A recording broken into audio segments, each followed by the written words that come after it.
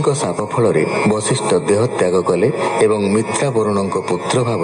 उर्वशी गर्भरू जन्म हेले। यज्ञशाला निमिंकर मध्य मृत्यु है। ब्राह्मण माने यथाविधि पूर्णाहुति दे यज्ञ संपूर्ण कले।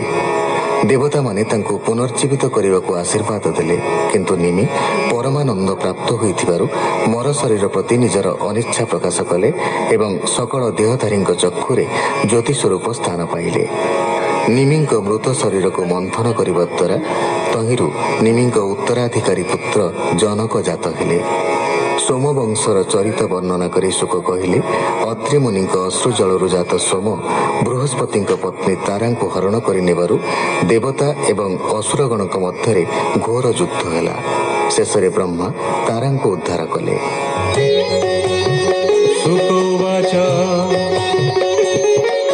से गुरु तारा मुख चाही बोलंती ब्रह्मा को अनाई भोता तो देख तो अग्रते गर्भए धरी गुपते हेमंते छुई विशरीर एहारे कार्य नाही मोर काहार बीर्य गर्भे अछि हेमंते जानी बाता लखी तारार गर्भ चाही कोपे गुरु बोलंती मनस्तापे तू मते छुई बुके मते भस्म करी आज तोते हेमंते शुणी से उत्तर कंपई तारार शरीर दक्षिणे गर्भ प्रसविला सुंदरे जगत मोहिला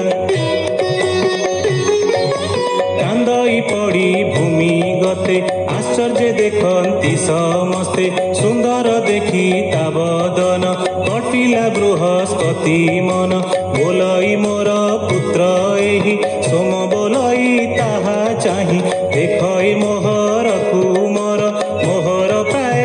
सुंदर गुरु बोलंती मोर सुत हेमंते होइला अनर्थ सकल मुनि गण तुले तारा को विश्वास पूछिले ता शुणी अधोमुखी होई तारा रहिला लज्जा पाई तुमर भूमि गते थाई बोले जननी मुख चाही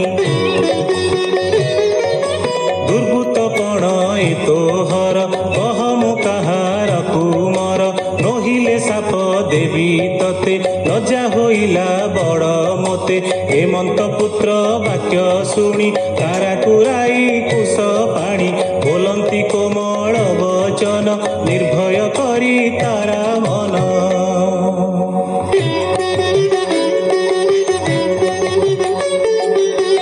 भूमत लज्जा तू न कर कह ए काहार कुमार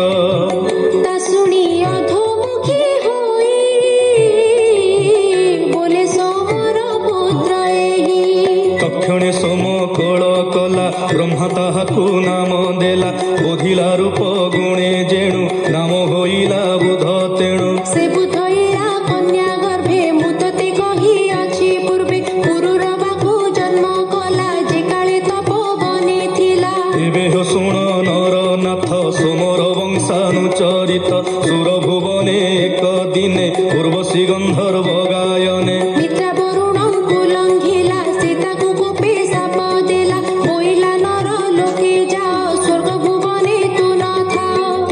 क्षणे अधोमुख होई मिलिला नर लोके जाई गिरि कंदर बने बुले स्वामी नलभे आत्म तुले हेमंते भ्रमंते तरुणी पुरुरबाकु देखे पुणी गंधर्व प्राय रूप राशि तेजे गंजई रवि शशि हेमंते ताहार संगते उर्वशी मिलिला एकांते उत्फुल्ल लोचने पुरुर बार सन्निधाने से राजा तार मुख चाही तक्षणे काम बस होई गभीर बाकी ताको कहे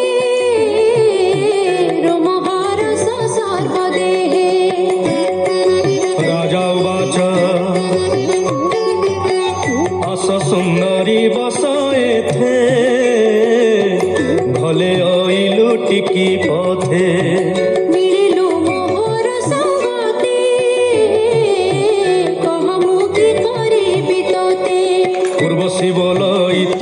କେତେ ମୋହର ସଧ ଅଛି ତୋତେ ତୋ ରୂପ ଦେଖି ହେ ରାଜନ ଅନଙ୍ଗ ବାଧିଲା ମୋ ମନ ତୁମର ତୁଲେ ସତ୍ୟ କର ନିଶ୍ଚୟ ବରିବେ ତୋତେ ବର ଦେଖ ଏ ମେଷ ପୁତ୍ର ଦୁଇ ତୁଲେ ଅଛନ୍ତି ବେନି ଭାଇ ଅତ୍ୟନ୍ତ ପ୍ରିୟ ଏ ମୋହର ଏହାଙ୍କୁ ଯତ୍ନେ ରକ୍ଷା କର ଉଲଗ୍ନ ନ ଦେଖିବି ତୋତେ ଘୃତ ଆହାର ମୋର ନିତ୍ୟ ଏ ସତ୍ୟ ପ୍ରତି ପାଳୁ ଯେବେ ତୋ ସଙ୍ଗେ ରମି ବଇ ଦେବେ ଏମନ୍ତ ତାର ମୁଖୁ ଶୁଣି ସତ୍ୟ ଯେ କଲା ନୃପମଣି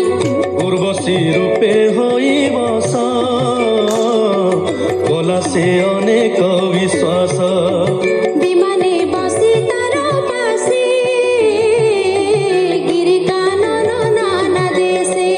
ରମିଲା ହର ଶୀତ ମନେ ଚୈତ୍ର ରଥ ଆଦି ବନେ ଜଳ ବିହାର ନାନା ଦେଶେ ପଦ୍ମ କୁମୁଦ ଗନ୍ଧ ବାସେ ଉର୍ବଶୀ ସଙ୍ଗେ ସଙ୍ଗ କଲା ରାତ୍ର ଦିବସ ନ ଜାଣିଲା ଏବେ ହୋ ଶୁଣ କୁରୁ ବଂଶୀ ଇନ୍ଦ୍ର ଯେ ନ ଦେଖି ଉର୍ବଶୀ ବୋଲେ ଗନ୍ଧର୍ବ ଗଣ ଚାହିଁ ଉର୍ବଶୀ ମୋର ଗଲା କାହିଁ ଗନ୍ଧର୍ବେ ବେନି କର ଯୋଡ଼ି କହିଲେ ଇନ୍ଦ୍ର ପାଦେ ପଡ଼ି ମିତ୍ର ବରୁଣ ସାପ ଫଳେ ଉର୍ବଶୀ ଅଛି ମର୍ତ୍ତ୍ୟପୁରେ ରମଇ ପୁରୁର ବାତୁଲେ ତା ଶୁଣି ପୁରନ୍ଦର ବୋଲେ ତୁମ୍ଭେ ହୋ ମର୍ତ୍ତ୍ୟପୁରେ ଯାଇ ଉର୍ବଶୀ ଆଣ ବେଗ ହୋଇ ତକ୍ଷଣେ ଇନ୍ଦ୍ର ଆଜ୍ଞା ଶିରେ ଘେନି ଚଳିଲେ ମର୍ତ୍ତ୍ୟପୁରେ